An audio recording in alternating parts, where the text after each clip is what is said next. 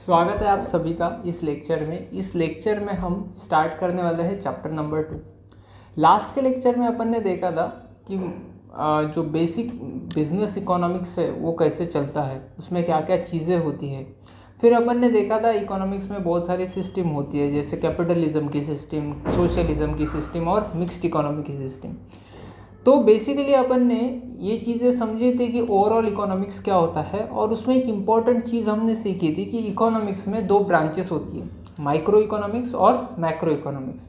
Micro economics individual decision making unit के बारे में सोचता है, मतलब इंडिविजुअल पर्सन के बारे में सोचता है, इंडिविजुअल फर्म के बारे में सोचता है। सिमिलरली मैक्रो इकोनॉमिक्स का ओवरऑल इकोनॉमिक लेवल पे सोचता है।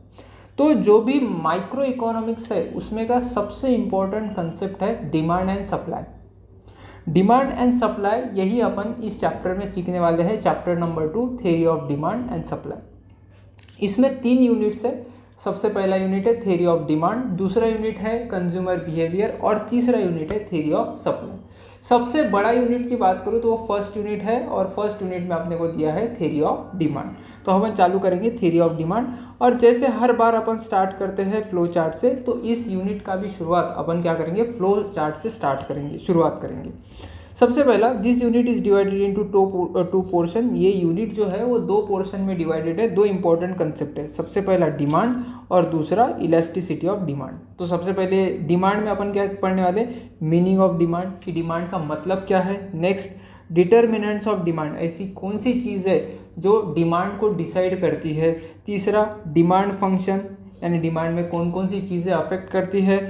लॉ ऑफ डिमांड क्या है, डिमांड के एक्सेप्शंस क्या है, लॉ ऑफ डिमांड सही होने के कारण क्या है, rationally behind the law of demand. फिर चेंजेस इन डिमांड, चेंजेस में अपन देखेंगे एक्सपांशन कॉन्ट्रैक्शन अलग होता है और इंक्रीज डिक्रीज अलग होता है। तो ये भी चीज़ें अपन डिमांड में पढ़ेंगे। तो ये हो गया अपना फर्स्ट पोर्शन। फर्स्ट पोर्शन खत्म हो जाने के बाद अपन क्या करेंगे, नेक्स्ट पोर्शन पे पढ़ेंगे elasticity of demand. Elasticity of demand में 4 तरीके की elasticity, price elasticity, income elasticity, cross elasticity and advertisement elasticity.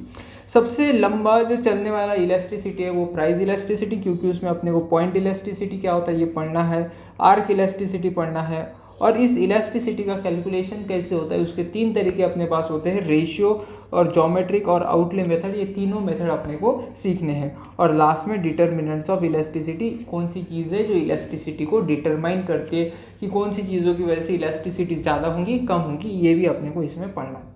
तो बेसिकली अपने को डिमांड पढ़ना है और इलास्टिसिटी ऑफ डिमांड पढ़ना है, और उसके इर्द गिर्द आने वाले सारे टॉपिक्स अपने को पढ़ने हैं।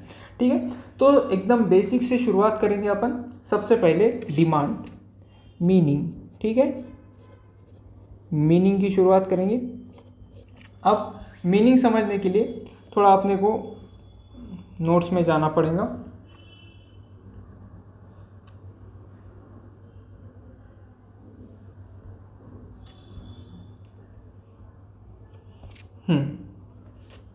तो हम शुरुआत करते हैं। जब हम मार्केट की बात करते हैं तो हमेशा मार्केट में 2 साइड्स होते हैं। एक होता है बायर की साइड और दूसरा होता है सेलर की साइड। बायर की साइड कोई चीज़ खरीदना चाहता है और सेलर की साइड कोई चीज़ बेचना चाहता है। तो बायर जो बेचना चाहता है, ठीक है, टू बाय समथिंग, तो इसी को बोला जाता है डिमांड। बायर जो भी बेचना चाहता है उसको क्या बोला जाता है, डिमांड। और सेलर जो भी सेल करना चाहता है, जो भी बेचना चाहता है, उसको बोला जाता है सप्लाई। ठीक है, और यही 2 लोगों का इंटरेक्शन जब होता है, बायर और सेलर, यानी सप्लाई और डिमांड का, तो होता है ट्रांजैक्शन।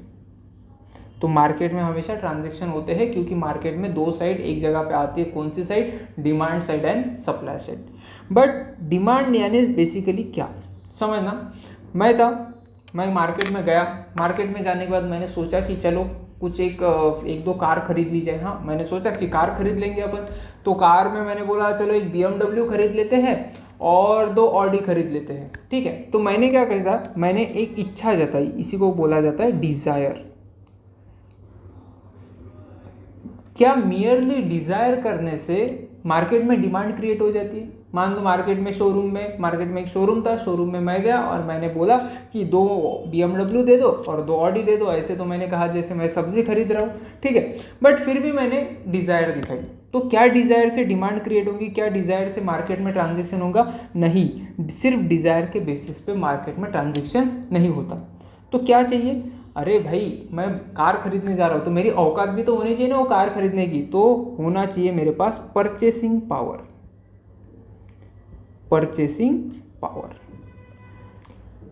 तो सिर्फ डिज़ायर होने से नहीं चलता, डिज़ायर के साथ क्या चाहिए?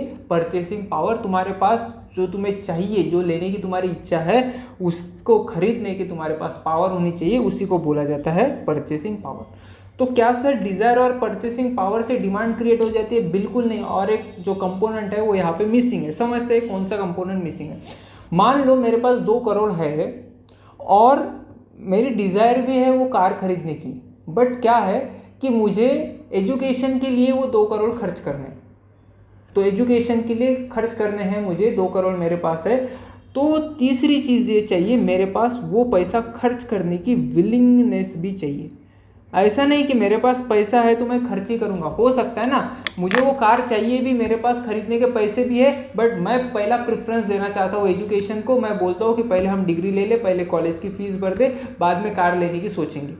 तो ये जो मैंने प्रेफरेंस दिया, इसी को बोला जाता है विलिंगनेस। तो तीसरी चीज़ होनी चाहिए विलिंगनेस। मेरी विलिंगनेस भी होनी चाहिए वो पैसा खर्च करने की। तो सबसे पहले डिज़ायर होनी चाहिए कि कुछ चीज़ मुझे चाहिए, सेकंड परचेसिंग पावर होनी चाहिए, और तीसरा होना चाहिए विलिंगनेस यानी कोई वो खर्च करने की इच्छा, वो खर्च करने की तैयारी, उसी को बोला जाता है विलिंगनेस। जब ये तीनों चीज़ें मिल जाती है तो ही डिमांड बनती है। So demand is equals to desire plus purchasing power plus willingness, ठीक है। इसी को, इस परचेसिंग पावर को एक और वर्ड बोला जाता है एबिलिटी। सो डिमांड का एक इक्वेशन बन जाता है, क्या है? Demand is equals to desire plus ability plus willingness. और मार्केट में हमेशा डिमांड कौन क्रिएट करता है? बायर हमेशा मार्केट में डिमांड क्रिएट करता है। बट बायर का डिमांड क्रिएट करने से ट्रांजैक्शन नहीं होगा, क्योंकि दूसरी साइड भी अवेलेबल चाहिए। कौन सी साइड है? Seller side. और सेलर साइड जो क्रिएट करता है उसे बोला जाता है सप्लाई। तो मैं मार्केट में गया, अब मैं इस बार एज ए बायर नहीं, एज ए सेलर गया, और मैंने बोला चलो ले लो आलू ले लो। अब आलू बेचने के लिए मैं बैठा, बट एक चीज़ मैं भूल गया कि मेरे पास आलू नहीं है। बेचने की तैयारी थी मेरी, बेचने की पूरी इच्छा थी, तो बेचने की मेरे पास क्या थी? विलिंगनेस थी।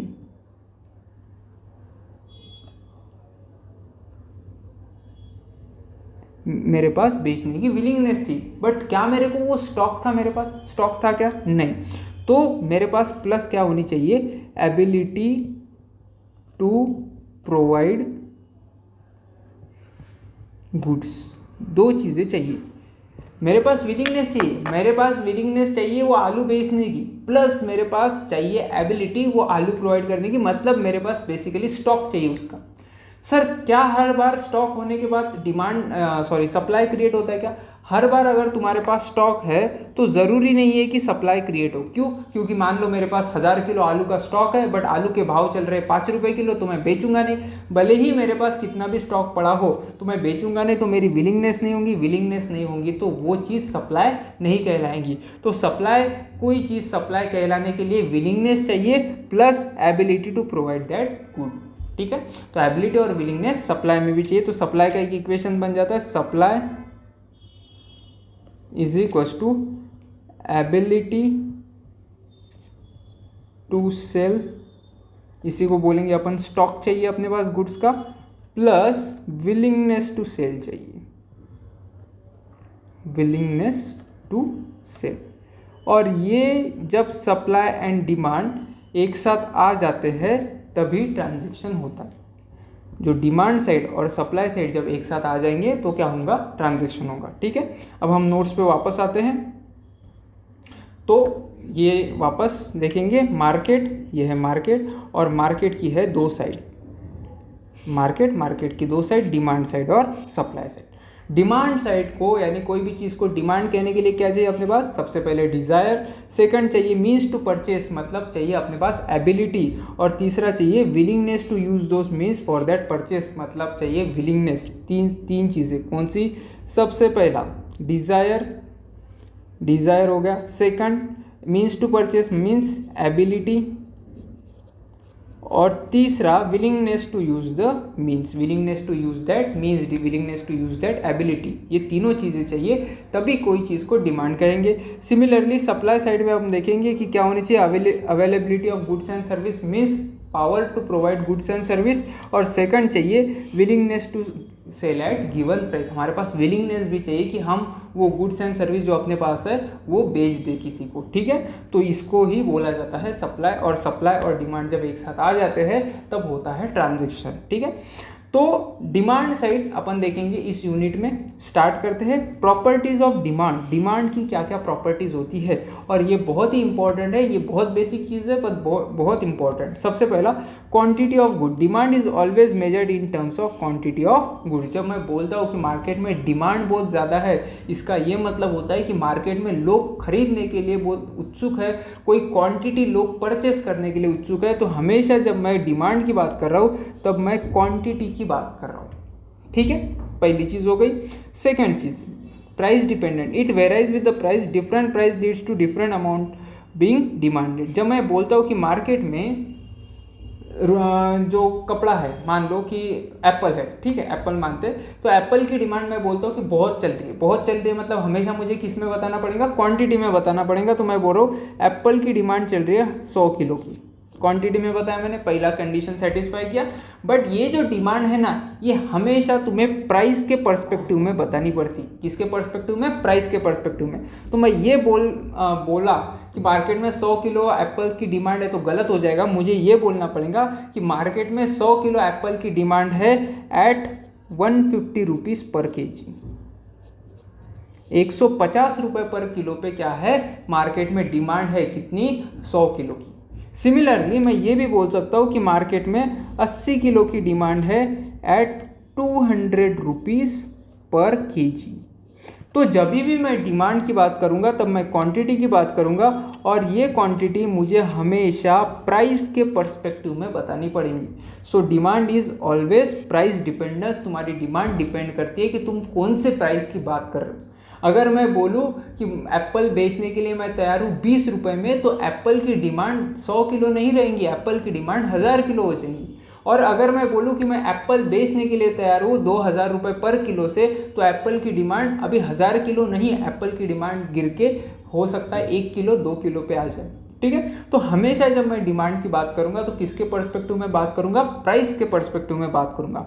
और तीसरा flow over time, quantity demand is expressed as continuous flow over the time such as 1000 oranges per day or week and not just a single purchase। जब मैं बात कर रहा हूँ डिमांड की तो मैं स्पेसिफिक पीरियड की बात कर रहा हूँ। तो मैं अगर बोलता हूँ कि मार्केट में डिमांड है 100 किलो एप्पल की एट 150 रुपीज़ पर केजी, तो मुझे बताना पड़ेगा कि ये 100 किलो लोग कितने समय पे खरीदना चाहते हैं। कि एक दिन की बात कर रहा हूँ मैं, कि मैं एक हफ्ते की बात कर रहा हूँ, कि मैं एक साल की बात कर रहा हूँ, ये मुझे बताना पड़ेगा। कि जब मैं बोल रहा हूँ कि डिमांड है स्पेसिफिक क्वांटिटी की, तो ये लोग जो मांग रहे हैं कि हमें इतना किलो चाहिए, वो कितने समय में मांग रहे हैं, क्या वो 1 मिनट में मांग रहे हैं, क्या वो 1 साल में मांग रहे हैं, तो ये हमेशा बताना पड़ेगा टाइम के पर्सपेक्टिव में। तो कोई भी चीज़ जब हम टाइम के पर्सपेक्टिव में गिनते हैं तो उसको बोला जाता है फ्लो कंसेप्ट। जैसे फॉर एग्जांपल जब प्रॉफिट एंड लॉस स्टेटमेंट बनाया जाता है तो हम सेल्स गिनते हैं उसमें, तो वो जो सेल्स गिना जाता है क्या वो बिजनेस चालू होने से ख़त्म होने तक पूरे लाइफ टाइम के लिए गिना जाता है, नहीं, वो स्पेसिफिक पीरियड के लिए गिना जाता है। सिमिलरली जैसे सेल्स, परचेस या एक्सपेंसेस तुम स्पेसिफिक पीरियड के लिए गिनते हो, सिमिलरली जो डिमांड गिनी जाती है वो भी कोई ना कोई स्पेसिफिक पीरियड के लिए गिनी जाती है। इसी को हेंस जो डिमांड है उसको फ्लो कंसेप्ट बोला जाता है। कि डिमांड कौन सा कंसेप्ट फॉलो कर रहा है, फ्लो कंसेप्ट, क्योंकि वो स्पेसिफिक टाइम के लिए गिनी जा रही है। तो मुझे 3 चीज़ें बतानी पड़ेंगी डिमांड में।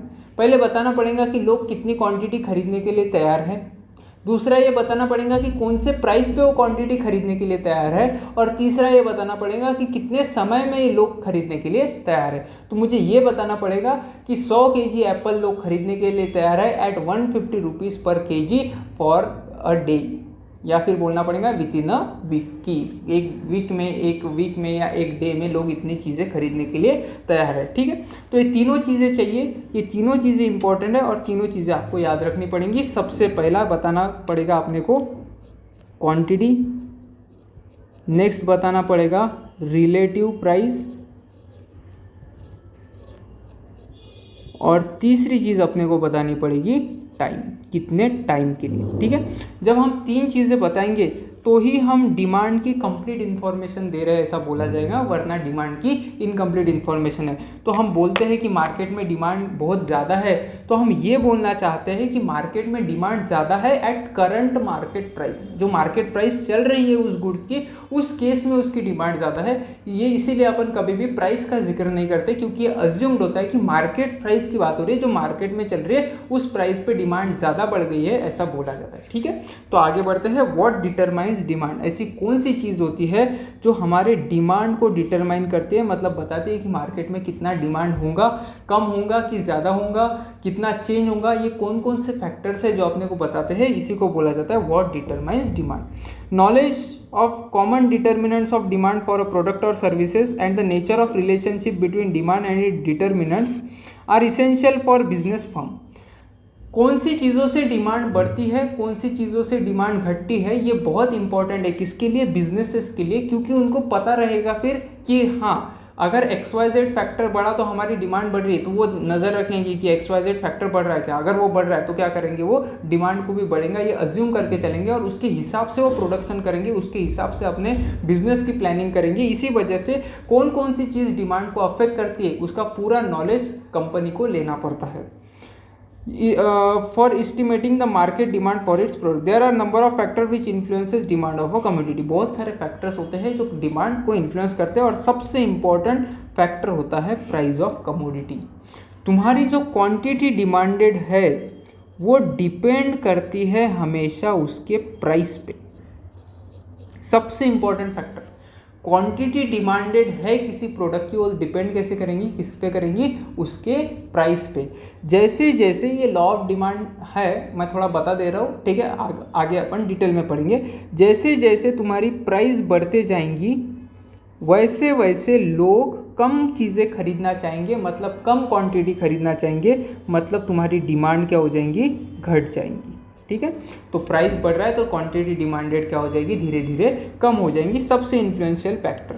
When the price of commodity increases quantity demanded falls, when the price of commodity decreases quantity demanded rises. मतलब क्या हो रहा है कि प्राइस अगर बढ़ रही है तो क्वांटिटी क्या हो रही है, कम हो रही है, पर अगर प्राइस कम हो रही है तो क्वांटिटी क्या हो रही है, बढ़ रही है। तो एक चीज़ जब कम हो रही है तो दूसरी चीज़ बढ़ रही है, और दूसरी चीज़ कम हो रही है तो पहली चीज़ बढ़ रही है। इसी रिलेशनशिप को बोला जाता है इनवर्स रिलेशनशिप।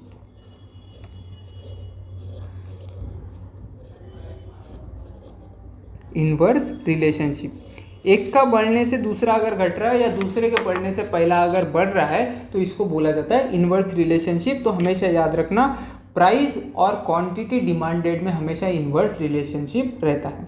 अब इसके कारण क्या है, कारण क्या है समझो, बहुत ही अच्छा कारण दिया है। सबसे पहला है सब्स्टिट्यूशन इफेक्ट। सबसे पहला कारण क्या है, सब्स्टिट्यूशन इफेक्ट। क्या होता है कि अगर किसी प्रोडक्ट की प्राइस बढ़ते जा रही है, मान लो कि चाय है, चाय की प्राइस बढ़ते जा रही है, तो तुम क्या सोचोगे, ठीक है यार, पहले 1 रुपये एक कप चाय 10 रुपये की मिलती थी, अब 20 रुपये की मिल रही है।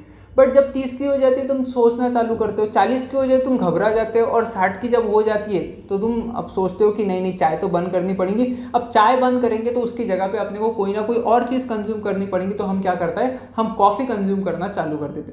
तो जैसे जैसे किसी प्रोडक्ट की प्राइस बढ़ती जाती है, हम क्या हो जाते हैं, दूसरे प्रोडक्ट पे, दूसरे अल्टरनेटिव पे शिफ्ट हो जाते हैं। जैसे कॉफ़ी, जो चाय है, चाय का अल्टरनेटिव क्या है, कॉफ़ी, तो हम कॉफ़ी पे शिफ्ट हो जाएंगे। इसी को बोला जाता है substitution effect.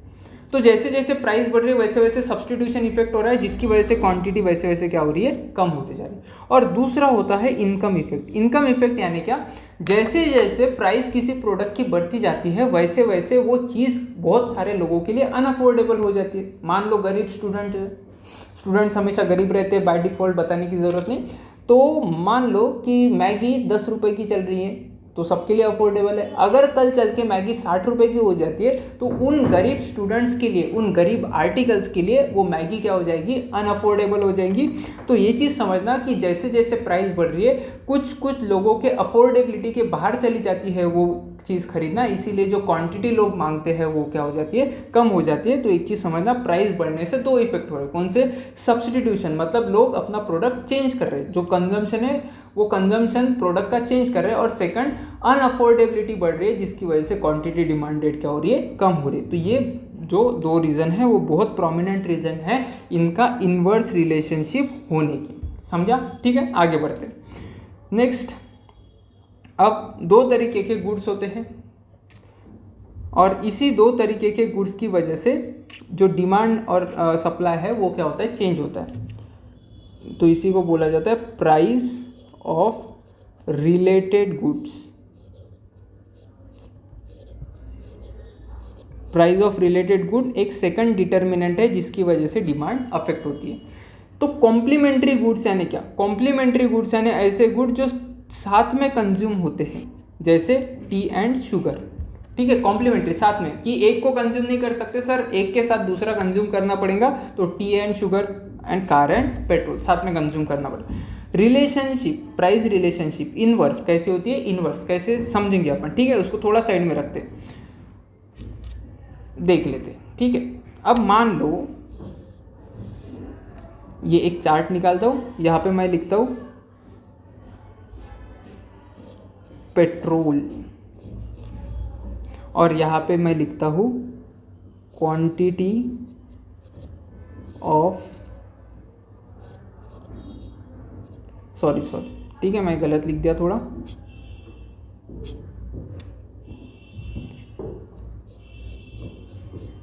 Price of car and quantity demanded for petrol, quantity demanded for petrol और प्राइस ऑफ कार। अब मुझे बताना, जैसे जैसे कार की प्राइस ज़्यादा होंगी तो लोग कम कार खरीदेंगे। अब कार ही कम खरीद रहे हैं तो जो पेट्रोल की क्वांटिटी है वो भी कैसी रहेंगी, कम ही रहेंगी। तो हमने क्या देखा, हमने ये देखा सर कि कार की प्राइस अगर बढ़ रही है तो पेट्रोल लोग कम कंज्यूम करेंगे। क्यों? क्योंकि लोग कार खरीद नहीं पा रहे, कार बहुत महंगी हो गई। बट जैसे जैसे कार की प्राइस नीचे आती है, मान लो कार की प्राइस यहाँ पे नीचे आ गई, तो जैसे जैसे कार की प्राइस नीचे आ रही है तो मुझे बताओ लोग ज़्यादा पेट्रोल कंज्यूम करेंगे क्योंकि ज़्यादा कार खरीद रहे। पहले लोग 5 कार खरीदते थे, अभी लोग 10 कार खरीद रहे।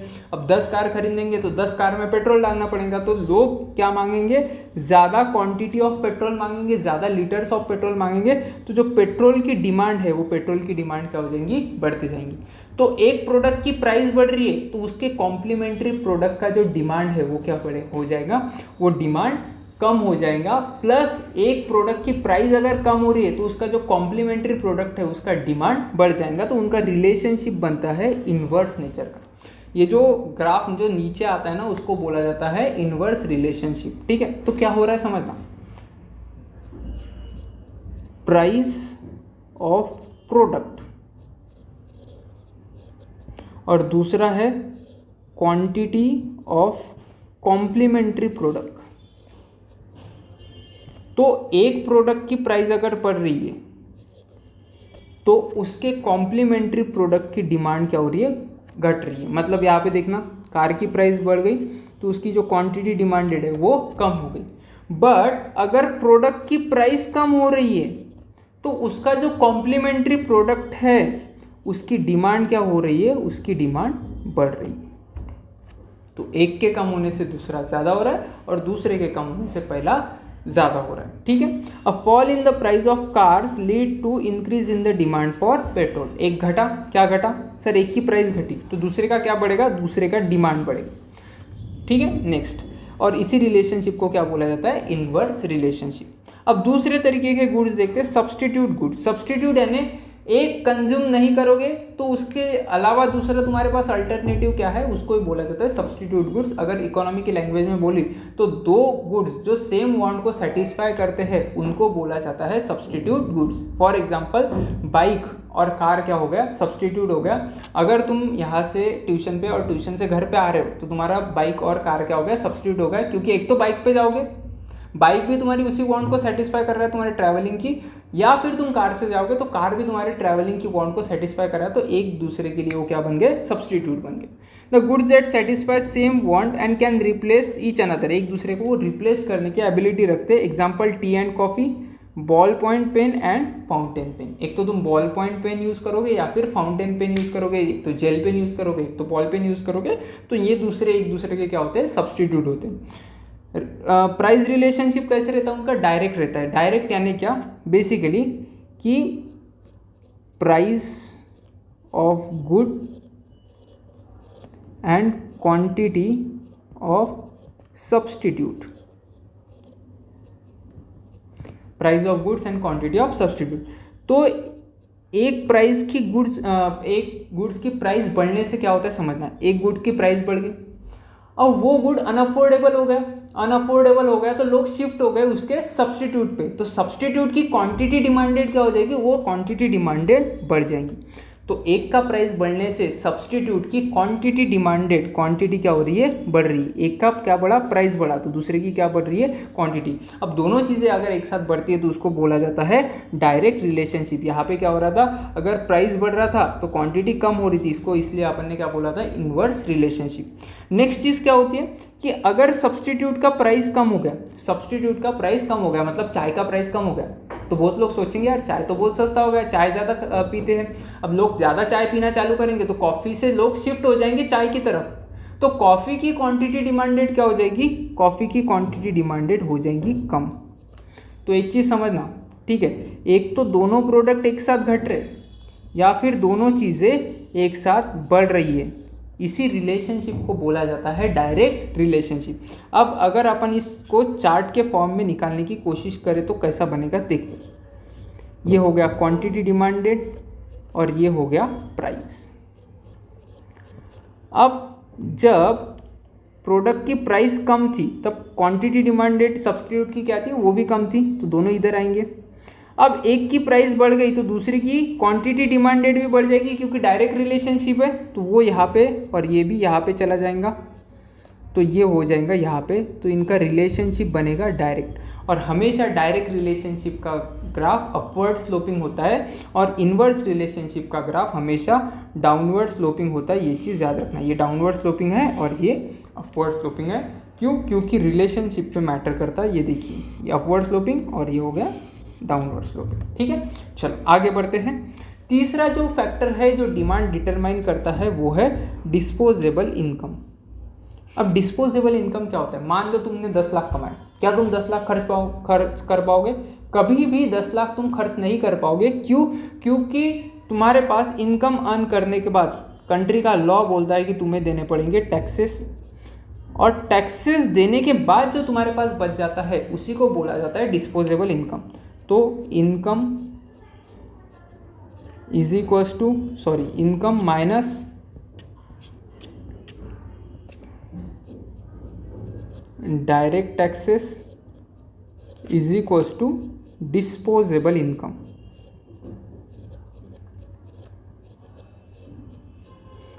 मतलब जो भी तुमने कमाया, कमाने के बाद उस पर देना पड़ेगा तुम्हें डायरेक्ट टैक्स। अब डायरेक्ट टैक्स क्या होता है, जो तुम्हारी इनकम पे लगता है। बेसिकली इस लेवल पे तुम ये समझो कि जो तुम्हारी इनकम पे लगता है वो हो गया डायरेक्ट टैक्स। कमाने के बाद जो तुमने डायरेक्ट टैक्स भरा, उसके बाद जो तुम्हारे पास पैसे बचे खर्च करने के लिए, उसी को बोला जाता है डिस्पोजेबल इनकम, ठीक है।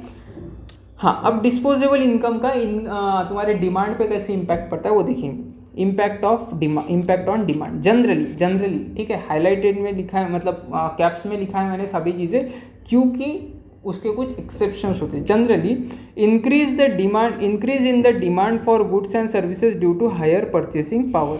Generally income increase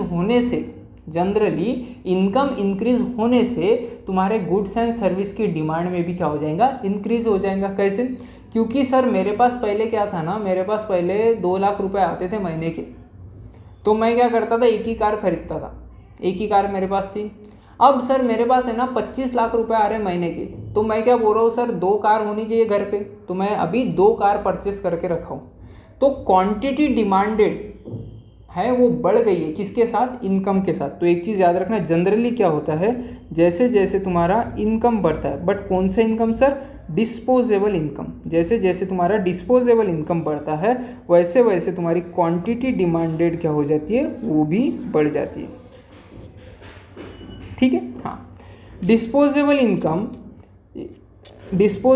income directly influences quantity of goods demanded at all price level. ये क्या करते हैं, सभी प्राइस लेवल पे, मतलब गुड्स की प्राइस कुछ भी हो, तुम्हारी क्वांटिटी डिमांडेड क्या करती है, बढ़ा देती है। ठीक है, increase and decrease in the demand due to disposable income depends on type of good. But कुछ केस में क्या होता है समझना, कुछ केस में जब तुम्हारा डिस्पोजेबल इनकम बढ़ जाता है, उस केस में क्वांटिटी डिमांडेड घट जाती है। मतलब मैंने ज़्यादा पैसा कमाना चालू किया तो मैं कम गुड्स कंज्यूम कर रहा हूँ। ये कुछ तरीके के गुड्स में होता है, और ये देखेंगे अपन कि कौन से गुड्स में ये चीज़ होती है। ठीक है, हाँ।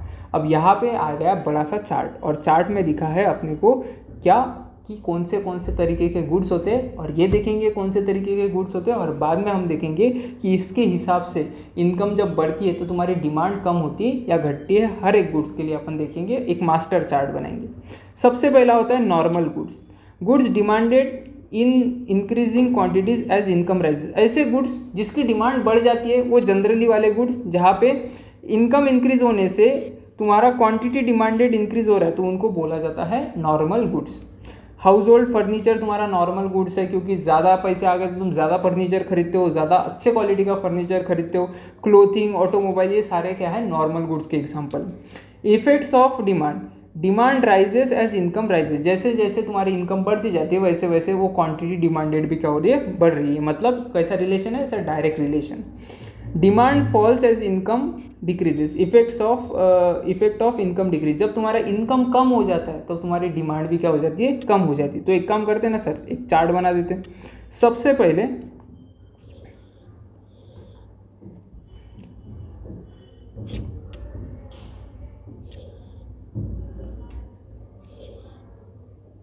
ठीक है, ये हो गया मेरा एक्स एक्सिस और ये हो गया मेरा वाई एक्सिस।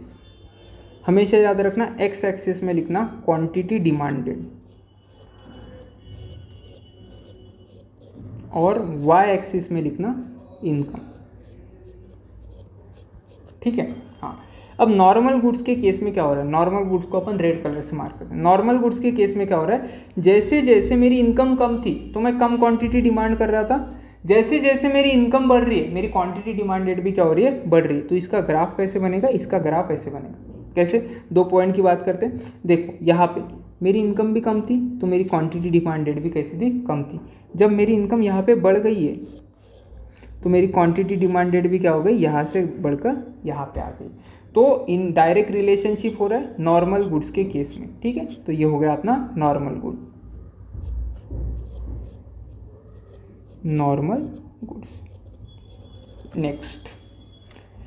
नेक्स्ट आते हैं इन्फेरियर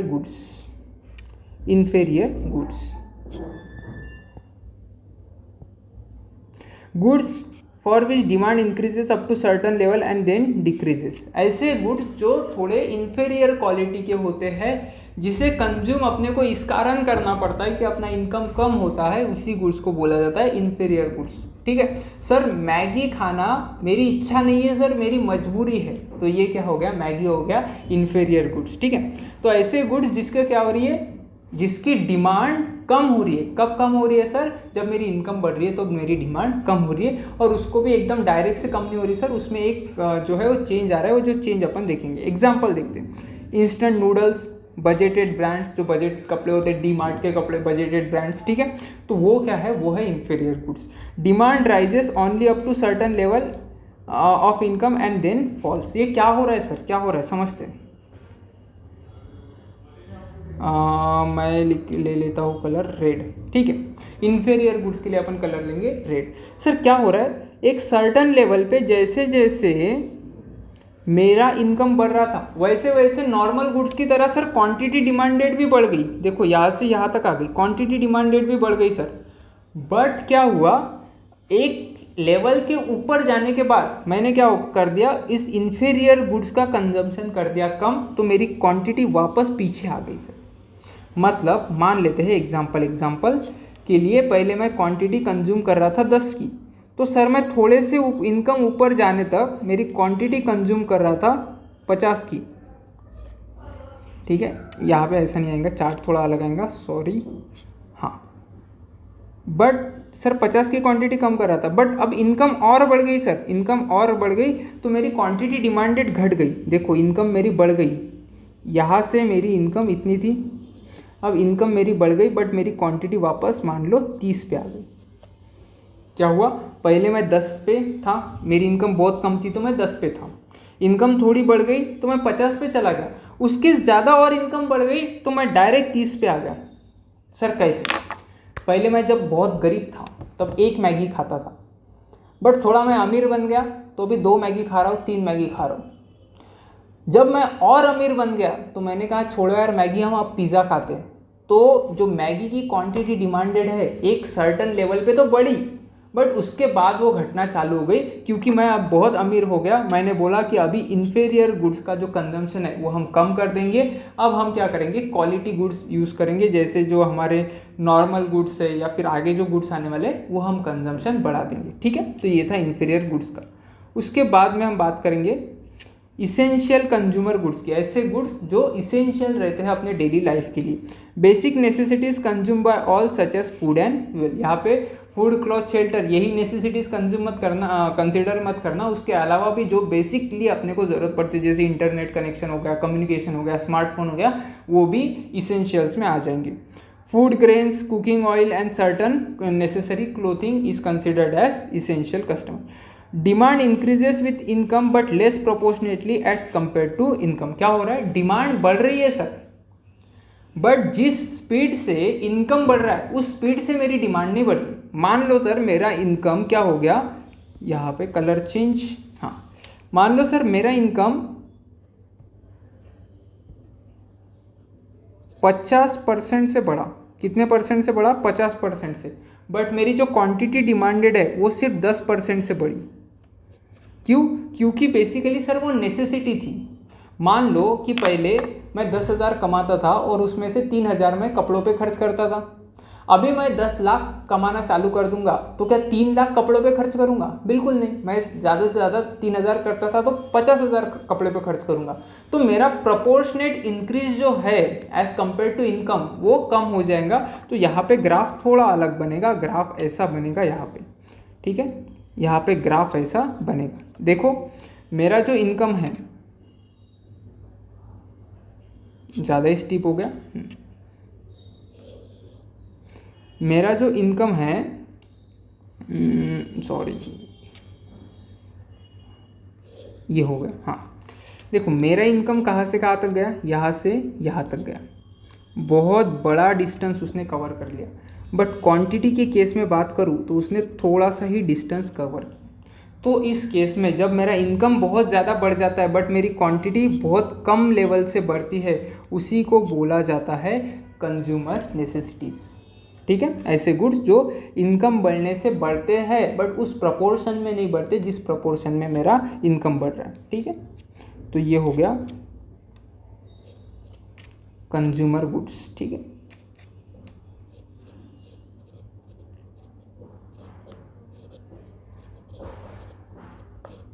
और लास्ट तरीके के गुड्स है लग्जरी गुड्स।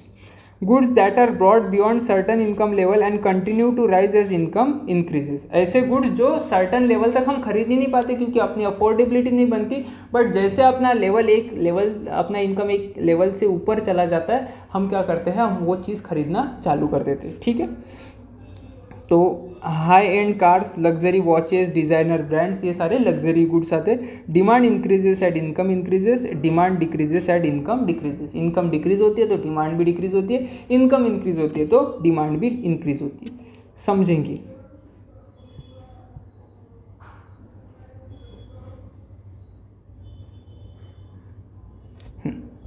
लग्जरी गुड्स है, ठीक है। मेरी इनकम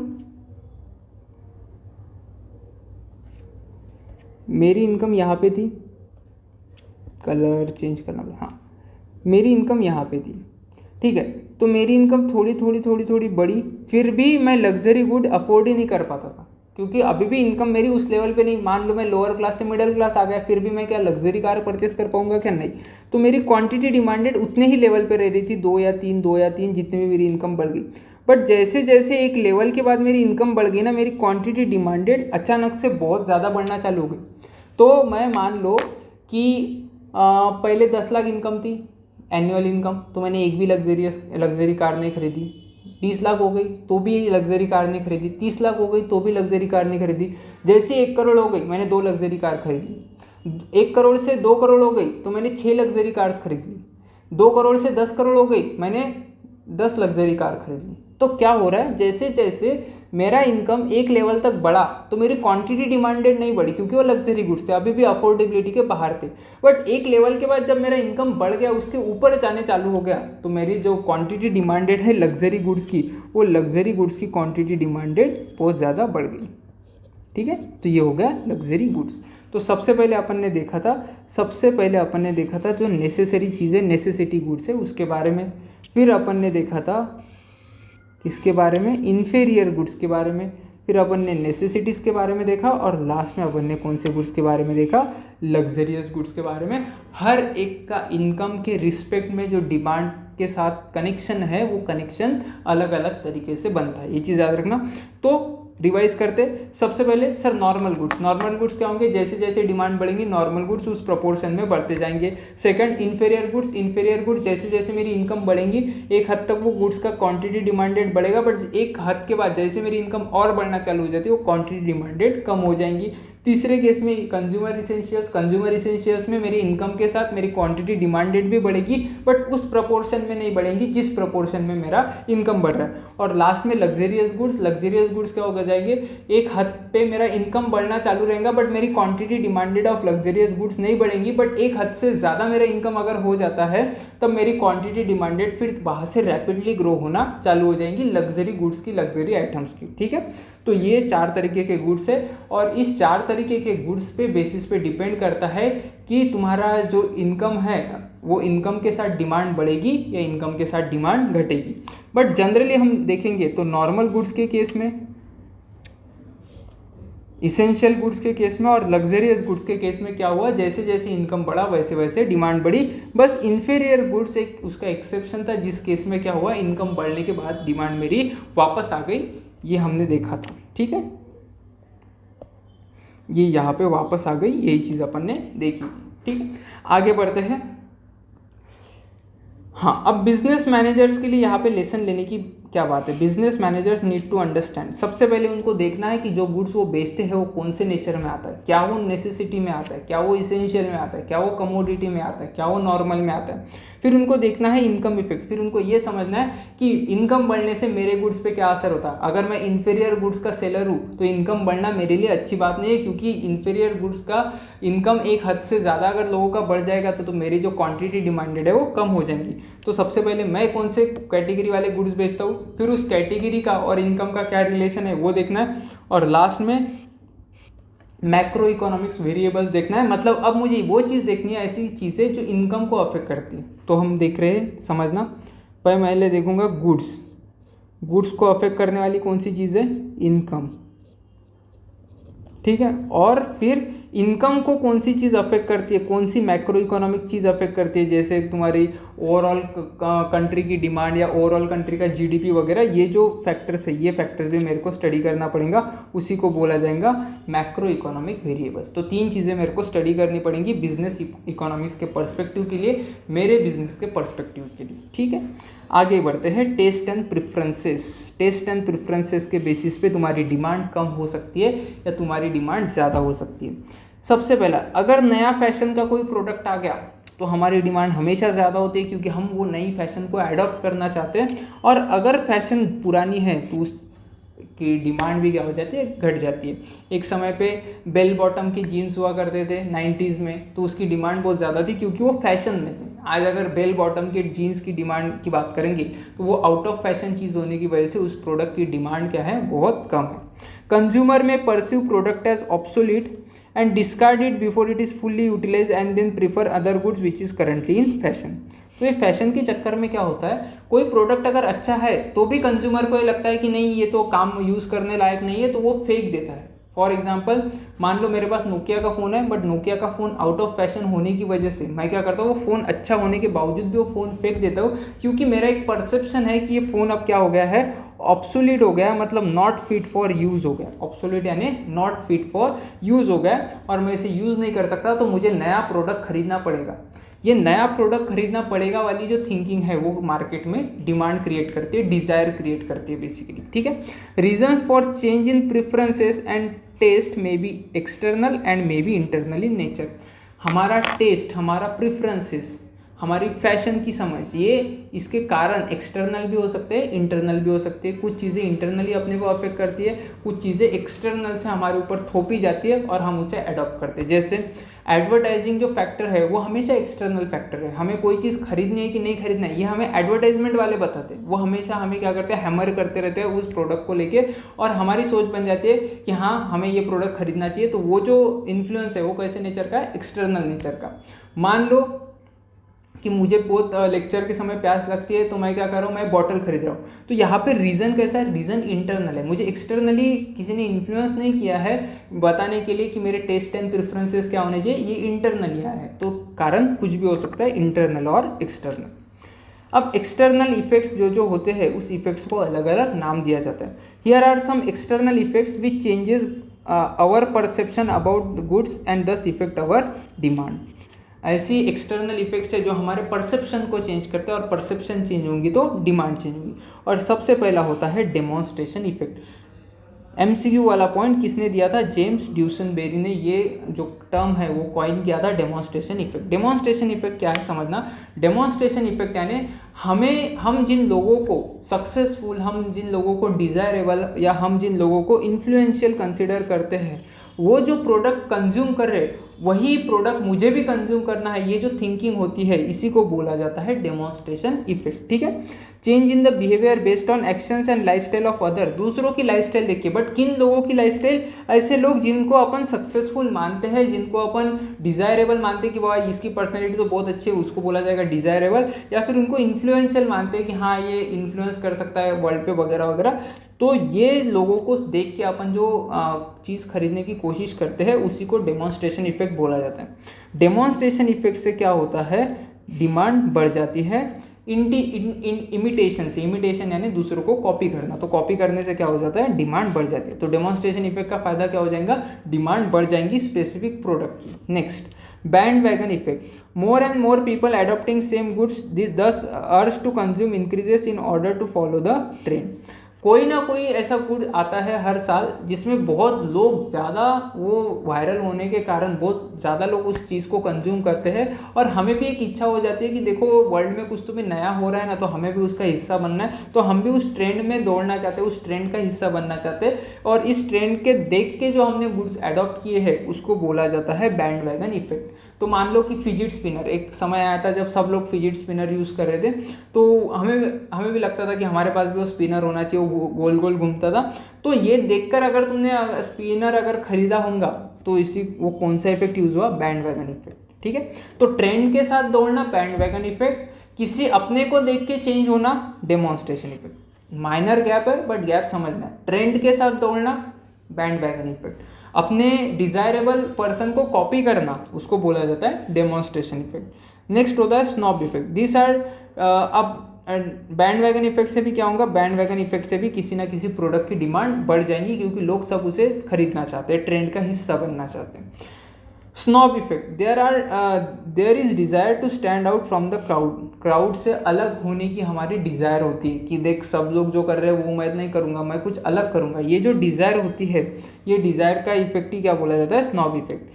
दस if many people are consuming same good, it is perceived as mainstream and ordinary, अगर सब लोग कंज्यूम करें, चाहे वो वैल्यूएबल हो चाहे वो यूज़फुल हो, तो हमें क्या लगता है कि देखो हम क्राउड का हिस्सा नहीं बनना चाहते, हम हज़ारों में हम भी एक नहीं बनना चाहते, हमें अलग रहना है, हमें अलग दिखना है, तो यही को बोला जाता है स्नॉब इफेक्ट। और स्नॉब इफेक्ट से हम क्या होते हैं कि जो गुड सभी लोग कंज्यूम कर रहे हैं वो गुड हम कंज्यूम नहीं करना चाहते। अगर सब लोग एंड्रॉयड यूज़ कर रहे हैं तो हम एंड्रॉयड यूज़ नहीं करना चाहते, हम आईफोन यूज़ करना चाहते हैं। क्यों? क्योंकि हमें कैसे दिखना है, हमें रेयर दिखना है, हमें डिफरेंट दिखना है। ठीक है, इम्पैक्ट क्या होता है? इम्पैक्ट ये होता है कि जो ऑर्डिनरी गुड्स होते हैं जिनको सब लोग कंज्यूम कर रहे हैं उनकी डिमांड दिन ब दिन घटते जाती है। ठीक है, next Veblen effect. Veblen effect, consuming high value goods because they provide social status and Prestige. ऐसे गुड्स कंज्यूम करने की इच्छा जिसकी प्राइस बहुत ज़्यादा होने की वजह से अगर वो तुम्हारे पास है तो लोग ऐसा प्रिज्यूम करते हैं कि तुम हाई स्टेटस वाले हो, तुम हाई क्लास वाले हो। तो ऐसे जो इफेक्ट होता है, ऐसा जो परसेप्शन होता है, उसी को बोला जाता है वेबलन इफेक्ट। कि वेबलन इफेक्ट में हम कंज्यूम को ऐसा गुड्स करते हैं, हाई वैल्यू का गुड्स कंज्यूम करते हैं, किसके लिए? सोशल स्टेटस गेन करने के लिए या प्रेस्टीज गेन करने के लिए। और इसका इम्पैक्ट क्या होता है? जो लग्जरियस गुड्स होते हैं वो लग्जरियस गुड्स का जो डिमांड है वो बढ़ जाता है। क्योंकि एक चीज़ समझना, वेबलन इफेक्ट तभी काम में आता है जब गुड्स हाई वैल्यू के हो, और लग्जरी गुड्स ही हमेशा हाई वैल्यू के होते हैं। इन्फीरियर गुड्स या नेसेसरी गुड्स तो हाई वैल्यू के नहीं रहेंगे। तो वेबलन इफेक्ट हमेशा लग्जरियस गुड्स पे काम करता है। तो एक चीज़ देखना कि बहुत जगह पे ऐसे होंगे कि ब्रांडेड जो बैग होती है, हैंड बैग होती है, उसका जो कॉस्ट ऑफ मेकिंग होता है वो बहुत कम होता है। मान लो 5,000 की बैग होती है वो कॉस्ट ऑफ मेकिंग, फिर भी वो 5 लाख की या 50,000 की बेची जाती है। क्यों? क्योंकि वेबलन इफेक्ट काम करता है। वेबलन इफेक्ट क्योंकि उनको पता होता है कि लोगों को अगर प्राइस ज़्यादा रखे तो उनका एक परसेप्शन बनेगा कि हाई वैल्यू गुड्स है, उनको ऐसा परसेप्शन होगा कि उनको सोसाइटी में बहुत ज़्यादा स्टेटस मिलता है, ताकि वो रियलिटी हो ना हो अलग चीज़ है, बट ऐसा परसेप्शन होता है। तो उस परसेप्शन के कारण लोग हाई वैल्यू गुड्स खरीदते हैं, और बहुत लोगों का जो ब्रांड है वो इसी के बेसिस पे चल रहा है। ठीक है, नेक्स्ट अब डिफरेंस देखते हैं डेमोन्स्ट्रेशन बैंडवैगन इफेक्ट का और स्नॉब इफेक्ट का। एक चीज़ समझना, डेमोन्स्ट्रेशन और बैंडवैगन इफेक्ट यानी दूसरों को देख के अपन प्रोडक्ट खरीद रहे, और स्नॉब इफेक्ट में जो सारे लोग खरीद रहे वो अपने को नहीं खरीदना है, तो अलग रहने की जो इच्छा है वो स्नॉब इफेक्ट, और सबके साथ दौड़ने की जो इच्छा है वो डेमोन्स्ट्रेशन या bandwagon effect. Desire to follow others consumption behaviour in trends, यहाँ पे दूसरों को फॉलो करते हैं। Desire to be unique and exclusive, यहाँ पे दूसरे से अलग होने की बात होती है। Impact on demand, demand increase होती है क्योंकि सब लोग जो खरीद रहे हैं वो हम खरीदते हैं, और यहाँ पे डिमांड डिक्रीज होती है क्योंकि यहाँ पे सब लोग जो खरीद रहे हैं वो हम खरीदना नहीं चाहते। Example, investing in stock after seeing others do the same, सब लोग स्टॉक में इन्वेस्ट कर रहे हैं। अब स्टॉक का तो रहा नहीं, सब लोग एफएनओ में इन्वेस्ट कर रहे हैं, तो एफएनओ को सबको देख के अपन भी एफएनओ इन्वेस्ट करना चालू कर देते, तो वो क्या होगा? डेमोन्स्ट्रेशन है बैंडवैगन इफेक्ट। और choosing more expensive dress to differentiate from the other, ऐसा कोई चूज करना जो सब लोग नहीं खरीद रहे, तो उसको क्या बोला जाएगा? Snob effect. फोकस किस पे रहता है? Psychological influence and trend following. यहाँ पे ट्रेंड फॉलोइंग और साइकोलॉजिकल इन्फ्लुएंस मतलब हमारी साइकोलॉजी को अफेक्ट करता है कि हम ट्रेंड को फॉलो करें, और यहाँ पे एक्सक्लूसिविटी मतलब अलग रहने की, डिफरेंट दिखने की इच्छा जो रहती है या प्रेस्टीज रहने की इच्छा रहती है वो काम में आती है, वो इफेक्ट करती है। ठीक है, तो ये छोटा सा डिफरेंस है, ये डिफरेंस अपने को याद रखना। There can be internal reasons for change in preferences and taste. Internal reasons भी हो सकते हैं change in preferences and taste. तो मान लो कि फॉर एग्जांपल कोई एक मीट कंज्यूम करने वाला है, और मीट कंज्यूम करने वाले को अगर समझ में आता है कि एनिमल क्रुएल्टी हो रही है और वो वीगन बन जाता है, तो ये क्या है कि ये इसके इंटरनल चेंज हो गया, उसको इंटरनली समझ में आ गया कि हमने वो एनिमल क्रुएल्टी नहीं करना चाहिए, और वो मीट प्रोडक्ट को पहले प्रेफरेंस देता था, उसका प्रेफरेंस अभी चेंज हो गया, अभी वो प्रेफरेंस काय के लिए बढ़ गया? वीगन प्रोडक्ट के लिए। तो यहाँ पे ये जो चेंज हुआ वो कैसा हुआ? इंटरनल नेचर का चेंज हुआ। ठीक है, और ये जो अपन ने ऊपर के इफेक्ट देखे वो सारे इफेक्ट क्या थे? एक्सटर्नल इफेक्ट्स थे, मतलब बाहर के बेसिस पे अपने साइकोलॉजी पे इफेक्ट आ रहा था, और कुछ रीजंस जो होते हैं वो अपने कैसे होते हैं? इंटरनल नेचर के। हो सकता है कि मान लीजिए कि पहले तुम छोटे थे, तुम्हें दाढ़ी नहीं आती थी, अब तुम बड़े हो गए, तुम्हें दाढ़ी आना चालू हो गई, तो तुम्हें ट्रिमर खरीदना पड़ा। अब ये ट्रिमर खरीदने के लिए तुम्हें बाहर किसी बंदे ने तुम्हें इन्फ्लुएंस किया कि नहीं किया? क्योंकि तुम्हारे बायोलॉजिकल फैक्टर्स ने तुम्हें इन्फ्लुएंस किया कि तुम्हें ट्रिमर खरीदना है। तो यहाँ पे जो टेस्ट एंड प्रेफरेंस चेंज हुआ वो वापस कैसे वजह से चेंज हुआ? इंटरनल रीजन्स की वजह से। ठीक है, नेक्स्ट जो फैक्टर है जो डिमांड को अफेक्ट करता है वो है कंज्यूमर्स एक्सपेक्टेशन। कंज्यूमर के एक्सपेक्टेशन भी डिमांड को अफेक्ट करते हैं। समझते हैं कैसे। सबसे पहले एक्सपेक्टेशन कौन से बारे में? फ्यूचर प्राइस के बारे में। अब मान लो चावल, चावल में फ्यूचर में प्राइजेस बढ़ने वाले हैं, इंक्रीज होने वाले हैं, ऐसा अगर तुम्हें पता चलता है तो तुम क्या करते हो? तुम ये करते हो कि तुम पहले बोलते हो कि हम क्या करते हैं, चावल को स्टोर करके रखेंगे, 10-15 किलो पहले ही खरीद लेंगे या 30 किलो खरीद लेंगे। तो जब फ्यूचर प्राइस बढ़ने की एक्सपेक्टेशन होती है तो तुम्हारी प्रेजेंट डिमांड भी क्या हो जाती है, प्रेजेंट डिमांड भी इंक्रीज हो जाती है। डिमांड कैसी है? प्रेजेंट। प्राइस फ्यूचर में बढ़ने वाले हैं बट डिमांड कहाँ पे बढ़ी? प्रेजेंट में बढ़ी। जो गेहूं के या जो राइस का जो भाव है वो फ्यूचर में बढ़ने की संभावना है, ऐसे न्यूज़ में आया था, बट आज ही हम दौड़ के चले गए और हमने 10 या 15 किलो राइस खरीद के ला लिया। ठीक है, तो फ्यूचर प्राइस एक्सपेक्टेशन इंक्रीज होती है तो प्रेजेंट डिमांड इंक्रीज होती है। अगर फ्यूचर में ऐसा दिखता है कि प्राइस डिक्रीज होने वाली है तो हम क्या करते हैं, जो हमारा प्रेजेंट कंजम्पशन है वो पोस्टपोन कर देते हैं। तो जो प्रेजेंट डिमांड है वो डिमांड कैसे हो जाती है, वो डिमांड घट जाती है। ठीक है, यहाँ पे डिमांड इंक्रीज हो गई थी। नेक्स्ट, अगर प्राइस में कोई भी चेंज नहीं होने वाले, नो चेंज, तो हमारी डिमांड में भी क्या होता है? No change. हमारे डिमांड में भी कोई भी चेंज नहीं होता। ठीक है, फ्यूचर इनकम, अब समझना फ्यूचर, पहले हमने किसकी एक्सपेक्टेशन देखी थी? पहले हमने गुड्स एंड सर्विसेज के प्राइस की एक्सपेक्टेशन देखी थी। अब काय की एक्सपेक्टेशन देख रहे? अब हम इनकम की एक्सपेक्टेशन देख रहे।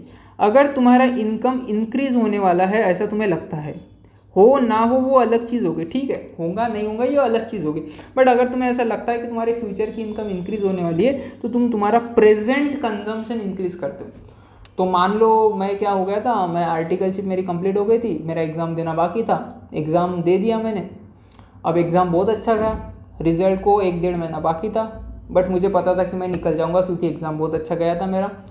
तो मुझे पता था कि जैसे मैं रिजल्ट पास का आ जाएगा मुझे जॉब लग जाएगा 10-15 लाख का। तो मेरा फ्यूचर इनकम एक्सपेक्टेशन बहुत हाई था, तो मैं क्या करता हूँ, मैं आज ही बाइक परचेस कर लेता हूँ। तो मैंने फ्यूचर इनकम को देख के आज क्या किया, आज मेरा कंजम्पशन बढ़ा दिया, मतलब क्वांटिटी डिमांडेड बढ़ा दी, मतलब बेसिकली मैंने डिमांड बढ़ा दिया। ठीक है, अब अगर दिखता है कि मेरा फ्यूचर इनकम कम होने वाला है, डिक्रीज, फ्यूचर इनकम जब मुझे समझता है कि डिक्रीज होने वाला है तो मैं मेरे प्रेजेंट कंजम्पशन भी क्या कर देता हूँ, डिक्रीज कर देता हूँ। इसी वजह से डिमांड भी क्या हो जाएंगी, डिक्रीज हो जाएगी। तो मेरे को समझ में आया आज का इनकम तो 10 लाख है बट अगले महीने में 2 लाख आने की भी संभावना नहीं है। तो मैं ट्राई करता हूँ कि आज के इनकम में जो आ रहा है वो ज़्यादा से ज़्यादा सेव करूँ और कम कंजम्पशन करूँ, जिसकी वजह से क्या होता है, जो मेरी प्रेजेंट की डिमांड है वो प्रेजेंट की डिमांड कम हो जाती है। नेक्स्ट आता है सप्लाई। अब राइस की बात करते हैं। मान लो पहले राइस की प्राइस बढ़ने की ये आ रही थी, न्यूज़ आ रही थी, अब राइस का सप्लाई बढ़ने की न्यूज़ आ रही है कि राइस का सप्लाई इंक्रीज हो सकता है। अब मुझे पता है राइस का सप्लाई इंक्रीज होगा तो प्राइजेस नीचे गिरेंगी, तो इसी वजह से मेरी जो प्रेजेंट डिमांड है वो प्रेजेंट डिमांड भी क्या हो जाती है, कम। बट न्यूज़ आती है कि फ्यूचर में सप्लाई डिक्रीज होने वाला है, फ्यूचर में क्या होने वाला है, सप्लाई डिक्रीज होने वाला है। तो मेरी आज की जो डिमांड है वो डिमांड इंक्रीज हो जाती है। सर डिमांड इंक्रीज क्यों हुई? क्योंकि मुझे पता है कि आगे चल के राइस का शॉर्टेज आ सकता है, तो मैं आज ही दौड़ जाता हूँ और मार्केट से 10 किलो 15 किलो राइस खरीद के लाता हूँ। तो फ्यूचर जब डिमांड डिक्रीज होने के एक्सपेक्टेशन होते हैं तो मेरा जो प्रेजेंट फ्यूचर सप्लाई डिक्रीज होने के एक्सपेक्टेशन होते हैं तो मेरा जो प्रेजेंट डिमांड है वो बढ़ जाता है। ठीक है, और लास्ट में future business confidence. Business confidence यानी क्या कि बिजनेस अच्छा चलने वाला है कि बुरा चलने वाला है।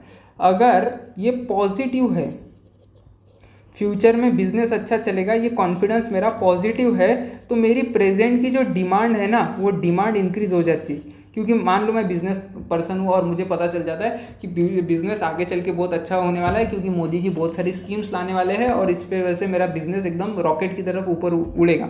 तो मेरी उसकी वजह से क्या हो जाता है, प्रेजेंट डिमांड भी बढ़ जाती है क्योंकि मैं आज ही बहुत सारी चीज़ें कंज्यूम करता हूँ क्योंकि मुझे पता होता है कि फ्यूचर में तो पैसा आने ही वाला है। बट अगर ये एक्सपेक्टेशन निगेटिव है, पता चला कि गवर्नमेंट चेंज होने वाली है और अभी बिजनेस का कोई भी भरोसा नहीं है, तो मेरी प्रेजेंट डिमांड भी क्या हो जाती है, प्रेजेंट डिमांड भी कम हो जाती है। फ्यूचर निगेटिव एक्सपेक्टेशन से डिमांड कम हो रही है और फ्यूचर पॉजिटिव एक्सपेक्टेशन से डिमांड इंक्रीज हो रही है। और लास्ट में वापस बोलूँगा कि ये जब डिमांड की जब मैंने बात की तो समझना ये मैंने प्रेजेंट डिमांड की बात की है, ना कि फ्यूचर डिमांड की। ये जो सारे डिमांड की मैंने बात की है वो कौन से डिमांड की बात की है, प्रेजेंट डिमांड की, ना कि फ्यूचर डिमांड की, ठीक है। तो ये हो गया कंज्यूमर एक्सपेक्टेशन, और ये जो सारे फैक्टर्स थे वो सबसे इंपॉर्टेंट फैक्टर थे। सबसे पहला कौन सा फैक्टर देखा अपन ने जो डिमांड को अफेक्ट करता है, सबसे पहले अपन ने फैक्टर देखा प्राइस नाम का, प्राइस ऑफ द कमोडिटी, उस सेम कमोडिटी की प्राइस देखी, ये पहला फैक्टर हो गया।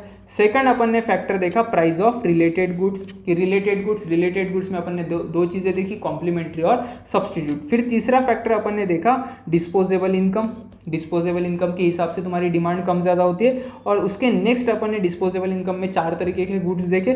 फिर अपन ने नेक्स्ट क्या देखा, नेक्स्ट देखा टेस्ट एंड प्रेफरेंसेस टेस्ट देखा, और उसके बाद में अपन ने देखा फ्यूचर एक्सपेक्टेशन। ये सबसे इंपॉर्टेंट फैक्टर थे। इसके अलावा भी इंपॉर्टेंट फैक्टर्स है जो अपन देखेंगे, इतने इंपॉर्टेंट नहीं है बट फिर भी इंपॉर्टेंस रखते हैं। सबसे पहला साइज ऑफ पॉपुलेशन, अगर पॉपुलेशन की साइज बढ़ेगी तो मुझे बताओ ज़्यादा लोग कंज्यूम करेंगे, अब ज़्यादा क्वांटिटी कंज्यूम करेंगे तो ज़्यादा क्वांटिटी खरीदनी पड़ेंगी, इसकी वजह से डिमांड क्या हो जाएंगी, इंक्रीज हो जाएंगी, पॉपुलेशन इंक्रीज होने से मोस्ट ऑफ द गुड्स की, ठीक है। और कम अगर पॉपुलेशन है तो कम खरीदने वाले रहेंगे तो डिमांड कैसी हो जाएंगी, कम रहेंगी, ठीक है। ये हो गया population. Next age distribution, age distribution यानी मेरे पॉपुलेशन में 100 लोग हैं, 100 लोग में से कितने लोग 18 के नीचे आते हैं, कितने लोग 18 से 30 तक आते हैं, कितने लोग 30 से 60 तक आते हैं, कितने लोग 60 से ऊपर आते हैं, इसको बोला जाता है एज डिस्ट्रीब्यूशन। अब अगर मेरी पॉपुलेशन का बहुत सारा हिस्सा ओल्डर पॉपुलेशन है, ठीक है, मतलब एजेड लोग हैं, तो वो क्या करेंगे, वो अलग तरीके का प्रोडक्ट परचेस करेंगे, वो थोड़ी बाइक परचेस करने वाले, इसीलिए वो स्पेक्टेकल्स परचेस करेंगे, वॉकिंग स्टिक परचेस करेंगे। तो जो छोटे बच्चों वाले प्रोडक्ट्स है या जो अडल्ट्स वाले प्रोडक्ट है उनकी जो डिमांड है वो क्या हो जाएंगी, उनकी डिमांड डिक्रीज हो जाएंगी। अगर यंग पॉपुलेशन है तो जो यंग प्रोडक्ट्स है, यंग बच्चों के लिए जो प्रोडक्ट्स काम में आते हैं वो प्रोडक्ट्स इंक्रीज हो जाएंगे, बाकी 2 प्रोडक्ट की डिमांड डिक्रीज हो जाएंगी। और लास्ट में एक फैक्टर है माइग्रेशन, मतलब एक जगह से दूसरी जगह जाना। The migration from rural to urban, कहाँ पे जा रहे हैं, रूरल से अर्बन में। Areas reduces rural demand for certain goods and services. तो यहाँ पे पॉपुलेशन एक जगह से दूसरी जगह जाने से क्या हो रहा है, एक जगह की डिमांड प्रोडक्ट की कम हो रही है और दूसरे जगह की सेम प्रोडक्ट की डिमांड बढ़ रही है। फॉर एग्जांपल, बच्चा पहले रूरल एरिया में रहता था तो डायपर वो वहीं पे खरीदता था, अब बच्चा अर्बन एरिया में चला गया तो डायपर वहाँ पे खरीद रहा है, तो डायपर की जो डिमांड है रूरल एरिया की वो कम हो गई, प्लस डायपर की जो डिमांड है अर्बन एरिया की वो इंक्रीज हो गई, ठीक है। तो ये हो गया एज डिस्ट्रीब्यूशन। नेक्स्ट आते हैं अपन level of national income. National income यानी मेरे पूरे कंट्री की इनकम, ठीक है। अगर नेशनल इनकम ज़्यादा है, नेशनल इनकम ज़्यादा होना है मतलब कंट्री ओवरऑल लेवल पे ज़्यादा पैसे कमा रही, तो ज़्यादा डिमांड होगी, क्योंकि ज़्यादा पैसे तो ज़्यादा खर्च करेंगे सर, ज़्यादा खर्च करेंगे तो ज़्यादा क्वांटिटी डिमांडेड, ठीक है। अनइवन इनकम डिस्ट्रीब्यूशन, अब समझना क्या हो रहा है। जो नेशनल इनकम है, मान लो तुम्हारा नेशनल इनकम है 10,000 रुपीज़, तुम्हारे कंट्री ने टोटल कितना कमाया, 10,000 रुपीज़। अब ये 10,000 रुपीज़ लोगों ने कमाया होगा, ऑफकोर्स कंट्री तो कोई फिजिकल पर्सन नहीं है जो पैसे कमाती है काम करके, तो किसी लोगों ने कमाया होगा। तो लोगों ने कमाया तो डिस्ट्रीब्यूशन हो गया, ऐसा बोला जाता है कि कंपनी जो इनकम है उसका डिस्ट्रीब्यूशन हो गया। ये डिस्ट्रीब्यूशन 2 टाइप का हो सकता है, इवन और अनइवन। इवन डिस्ट्रीब्यूशन यानी क्या, कि सबको ऑलमोस्ट इक्वली पैसा मिला तो उसको बोला जाता है इवन डिस्ट्रीब्यूशन। समझते हैं कि मान लो तुम्हारे यहाँ पे 10 लोग रहते, तुम्हारे कंट्री में कितने लोग रहते, छोटी सी कंट्री है, 10 लोग रहते। अब 10 लोगों में तुमने इवन डिस्ट्रीब्यूशन किया, मतलब सबको इक्वली बांटे, तो कितना हो जाएगा, 10,000 डिवाइडेड बाय 10, तो ये हो जाएगा 1,000 रुपये। तो सबकी इनकम, ऑलमोस्ट सबकी इनकम कितनी हो जाएगी, 1,000 रुपये। अब सबकी इनकम 1,000 है तो 1,000 में तो लोग क्या करेंगे, 1,000 में सर्वाइव करने के लिए उनको 700 रुपये हर पर्सन को खर्च करना पड़ेगा, हर पर्सन को 700 रुपये खर्च करना पड़ेगा डेली उसको जिंदा रहने के लिए, ठीक है। और बाकी का जो 300 है वो मान लो 300 ये 700 को खर्च कर रहे और 300 के वो लग्जरियस प्रोडक्ट या कोई जो नेसेसिटी है वो परचेस कर रहे हैं, जो मान लो एसी परचेस कर रहे हैं, कार परचेस कर रहे हैं वगैरह वगैरह, थोड़े लग्जरियस नेचर के गुड्स परचेस कर रहे हैं, ठीक है। तो इसमें क्या होता है, इसमें ऑलमोस्ट तुम्हारा 1,000 का 1,000 रुपये खर्च हो जाता है, मतलब 1,000 का 1,000 रुपये कन्वर्ट हो जाता है डिमांड में। बट अगर मान लो डिस्ट्रीब्यूशन अनइक्वल है, डिस्ट्रीब्यूशन अनइक्वल है in what sense, distribution unequal ऐसा है कि 10 लोगों में एक पर्सन आता है मोटा भाई अपने, और मोटा भाई अपने क्या करते हैं, 8,000 रुपये खुद कमा रहे, मोटा भाई और उसके भाई, ठीक है, 2 लोग मिलके कितने कमा रहे हैं, 8,000 रुपये। और बाकी के जो 8 लोग हैं, 8 लोग रहेंगे ना, 10 लोग हैं टोटल, बाकी के जो 8 लोग हैं वो सिर्फ 2000 कमा रहे। तो इसमें क्या हो जाएगा समझना, वो 8 लोगों को कितना मिल रहा है, 8 डिवाइडेड बाय 2000 डिवाइडेड बाय 8, तो ये हो जाएगा 2 + 16,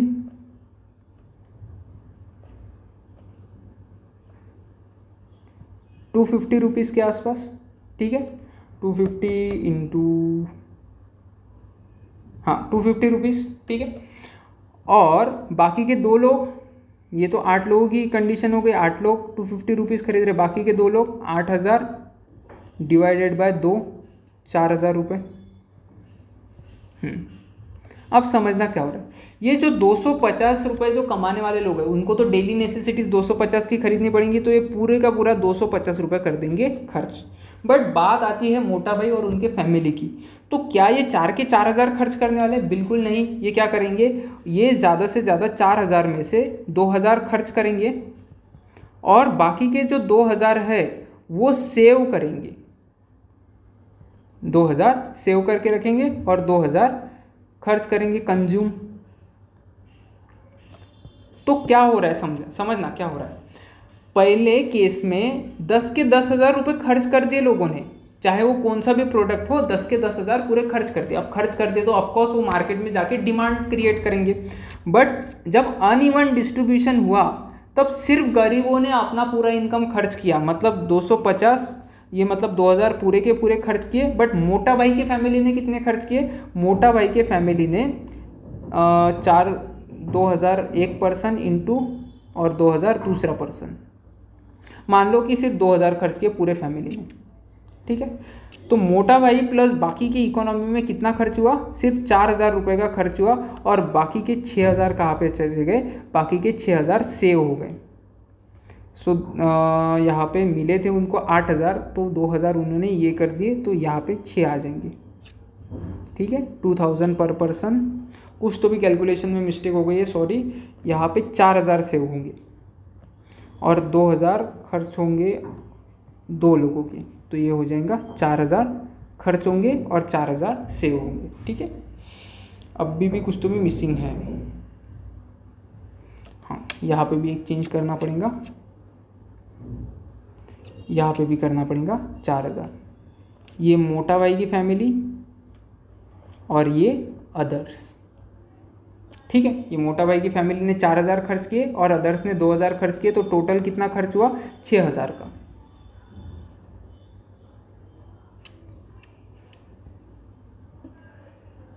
टोटल 6000 का खर्च हुआ और रह कितने गए? 4000। वो 4000 की हो गई सेविंग। थोड़ा कैलकुलेशन में मिस्टेक हो गया था, हाँ। तो 6000 खर्च हुए और 4000 की सेविंग। पहले खर्च कितना हुआ था? पहले हुआ था सर 10,000 का खर्चा, अभी हुआ सिर्फ 6000 का खर्चा और 4000 की हो गई सेविंग। तो जब अनइवन डिस्ट्रीब्यूशन होता है इकोनॉमी में तब सेविंग बढ़ जाती है, क्योंकि अमीर लोग सभी कुछ तो अपना खर्च नहीं करते, अमीर लोग कुछ पैसा खर्च करते और कुछ पैसा सेव कर देते, तो सेविंग बहुत ज़्यादा हो जाती है और सेविंग होने से डिमांड घट जाती है, क्योंकि लोग खर्च नहीं कर रहे, लोग अपने जेब में पैसा रख रहे, तो डिमांड बढ़ेगी क्या मार्केट में? नहीं बढ़ेगी। तो यही अपने बुक में दिया हुआ है। अब मैं बुक में क्या दिया है कि अगर इक्वल डिस्ट्रीब्यूशन हुआ तो डिमांड बढ़ेंगी, क्योंकि मोस्ट ऑफ द लोग अपना इनकम का हिस्सा, ज़्यादातर हिस्सा क्या कर रहे हैं? कंज्यूम कर रहे हैं। तो इसी को बोला जाता है प्रोपेंसिटी टू कंज्यूम। तुम्हारे इनकम का तुम कितना हिस्सा कंज्यूम करते हो, मान लो 50%, तो ये तुम्हारी प्रोपेंसिटी टू कंज्यूम कितना हो जाएगा? 50%। तो जब समझना, जब इनकम कम होती है तो प्रोपेंसिटी टू कंज्यूम ज़्यादा होती है, क्योंकि अगर मेरी इनकम 10,000 है तो मैं 10,000 के 10,000 खर्च कर दूंगा, मैं सेविंग के बारे में सोचूंगा भी नहीं, क्योंकि मेरे को सर्वाइव होने के लिए ही 10,000 लग रहे हैं। बट अगर मेरा इनकम 10 लाख है, अब मैं क्या करूंगा? अब मैं सोचूंगा कि मैं 6 लाख खर्च करूं और 4 लाख मैं सेव करूं, तो यहाँ पे मेरा जो प्रोपेंसिटी टू कंज्यूम है, मेरा इनकम का कंजम्पशन का जो परसेंटेज है वो क्या हो जाएगा? घट जाएगा। तो एक चीज़ याद रखना, जब इक्वल डिस्ट्रीब्यूशन है तो प्रोपेंसिटी टू कंज्यूम ज़्यादा रहती है, और प्रोपेंसिटी टू कंज्यूम ज़्यादा रहेंगी तो डिमांड भी कैसे रहेंगी? प्रोडक्ट की ज़्यादा रहेंगी, ठीक है। Next, consumer credit facility and interest. अगर कंज्यूमर क्रेडिट फैसिलिटी मतलब लोगों को इजीली लोन मिल रहा है और कम इंटरेस्ट रेट पे लोन मिल रहा है, तो क्या करेंगे? लोग ज़्यादा एक्सपेंसिव गुड्स परचेस करेंगे, जितनी की औकात नहीं है उतना भी परचेस करेंगे। मैं बोलूँगा कि यार लोन तो मिल रहा है ना, चुका देंगे, आगे धीरे धीरे करके पाई करके चुका देंगे एकदम। तो आज क्या करते हैं? आज बहुत ज़्यादा कंजम्पशन कर लेते हैं। तो इसकी वजह से जब क्रेडिट इजीली अवेलेबल हो जाता है, जब लोन्स इजीली अवेलेबल हो जाते हैं, तब आज का कंजम्पशन बहुत ज़्यादा बढ़ जाता है। सिमिलरली अगर इंटरेस्ट रेट्स कम रहते हैं तो क्या हो जाता है, उसकी वजह से भी जो कंजम्पशन है वो ज़्यादा बढ़ जाता है। क्योंकि कंजम्पशन बढ़ने का सिंपल कारण ये होता है कि देखो ब्याज तो कम भरना है ना, तो 10 लाख का लोन लो या 20 लाख का लोन लो, ब्याज बहुत कम है, तो हम क्या करते हैं उस सस्ते के चक्कर में बहुत ज़्यादा लोन उठा लेते हैं और इसके चक्कर में हम क्या करते हैं, ज़्यादा डिमांड क्रिएट करते हैं इकोनॉमी में। तो ये सारे फैक्टर्स है। और लास्ट में 2-3 फैक्टर्स है, वो इजीली पढ़ लेते हैं अपन। Government policies and regulations. अगर गवर्नमेंट ज़्यादा टैक्स लगाता है तो हम कम कंज्यूम करेंगे क्योंकि हमारे पास पैसा ही कम बचेगा। अगर गवर्नमेंट कम टैक्स लगाता है तो हम ज़्यादा कंज्यूम करेंगे क्योंकि हमारे पास बहुत पैसा बचेगा। अगर गवर्नमेंट सब्सिडीज़ देता है तो हमारे लिए गुड्स बहुत सस्ते हो जाएंगे क्योंकि किसी गुड पे सब्सिडी मिलती है तो गुड्स हमारे लिए सस्ते होते हैं, तो हम ज़्यादा कंज्यूम करेंगे, सब्सिडीज़ बढ़ने से डिमांड बढ़ेगी। ठीक है। अगर रेगुलेशंस बैन और रेस्ट्रिक्ट कर देते हैं कुछ प्रोडक्ट को तो हमारी जो डिमांड है वो भी घट जाएंगी। लोगों ने मान लो कि प्लास्टिक बैन कर दिया तो प्लास्टिक की जो वाटर बॉटल्स है वो क्या हो जाएंगी, वो बैन हो जाएंगी, तो हमारा डिमांड भी कम हो जाएगा। इंटरनेशनल ट्रेड पॉलिसीज़, अगर हम टैरिफ ज़्यादा लगाते हैं, मतलब इंपोर्ट एक्सपोर्ट ड्यूटी अगर ज़्यादा लगाते तो हमारे लिए गुड्स एक्सपेंसिव हो जाते। मान लो एप्पल का फ़ोन 6,000 में 60,000 में आ रहा था, 20,000 की ड्यूटी लगा दी तो हमारे लिए 80,000 का हो गया। तो ड्यूटी ज़्यादा लगाने से हमारा क्या होता है, कंजम्पशन कम हो जाता है क्योंकि वो अफोर्डेबल नहीं रहता अपने लिए। ठीक है। अदर फैक्टर्स, अब अदर्स में भी अदर्स है, जैसे वेदर कंडीशन अच्छा रहा तो हमारा फार्मर्स का इनकम अच्छा होता है तो डिमांड ज़्यादा होती है। अगर बिजनेस कंडीशन अच्छा रहा तो बिजनेस पर्सन बोलता है कि हम ज़्यादा खर्च करेंगे। ठीक है। वेल्थ अगर अच्छी रही, हमारे पास पहले ही वेल्थ अच्छी है, घर का पैसा बहुत ज़्यादा है तो हम ज़्यादा कंज्यूम करेंगे। और लेवल ऑफ एजुकेशन अगर ज़्यादा है तो हम क्या करेंगे, हम अलग प्रोडक्ट का कंज्यूम करेंगे, हम स्पैरिंगली कंज्यूम करेंगे, सर्टन प्रोडक्ट की डिमांड बढ़ जाएंगी। जैसे अगर हम सभी सोसाइटी एजुकेटेड है तो गुड्स का जो डिमांड, बुक्स का जो डिमांड है वो बुक्स का डिमांड बढ़ जाएगा। मटेरियल मैरिटल स्टेटस और सोशियो इकोनॉमिक क्लास पे भी डिपेंड करता है। अब मैरिटल स्टेटस, जिनका मैरिड है, जो लोग मैरिड है उनका तो खर्चा तुम देख ही चुके होंगे। ठीक है। मेरे घर का ही एग्जांपल है, मेरे मम्मी पापा। ग्रुप मेंबरशिप और सोशल कस्टम्स, कुछ इसमें सोशल कस्टम्स ऐसे होते हैं जहाँ पे खर्च करना ही पड़ता है। जैसे इंडिया में शादी का जो सोशल कस्टम है वो बहुत ही डिफरेंट है, वहाँ पे हमें बहुत ज़्यादा पैसे खर्च करना पड़ता है, तो वहाँ पे हमारा प्रेफरेंस और डिमांड सर्टन प्रोडक्ट्स की बढ़ जाती है। सेल्समैनशिप और एडवर्टाइजमेंट, ये वापस इफेक्ट की बात आ गई कि एक्सटर्नली अपने को इन्फ्लुएंस किया जा रहा है सेल्समैनशिप से और एडवर्टाइजमेंट से, तो अपन जो प्रोडक्ट अपने को चाहिए भी नहीं वो प्रोडक्ट लेने के लिए भी अपन एग्री हो जाते हैं वो मार्केटिंग एफर्ट्स की वजह से। और उसमें क्या हो जाता है, फिर सर्टन प्रोडक्ट्स का डिमांड जिसके एडवर्टाइजमेंट और मार्केटिंग अच्छी है वो इंक्रीज हो जाता है। This factor collectively determine the demand of commodity reflecting both immediate and broader economic condition. अब डिमांड ही एक ट्रांजैक्शन को बढ़ावा देती है और जिसकी वजह से तुम्हारी बाकी की इकोनॉमी उस डिमांड पे डिपेंड करती है। तो ये सारे फैक्टर्स थे जिस फैक्टर्स की वजह से अपनी जो डिमांड है वो अफेक्ट होती है। नेक्स्ट अपन चालू करेंगे डिमांड का फंक्शन क्या होता है और कौन कौन सी जो फंक्शन है उसका अपन यूज़ कैसे कर सकते हैं। तो मिलते हैं अगले लेक्चर में।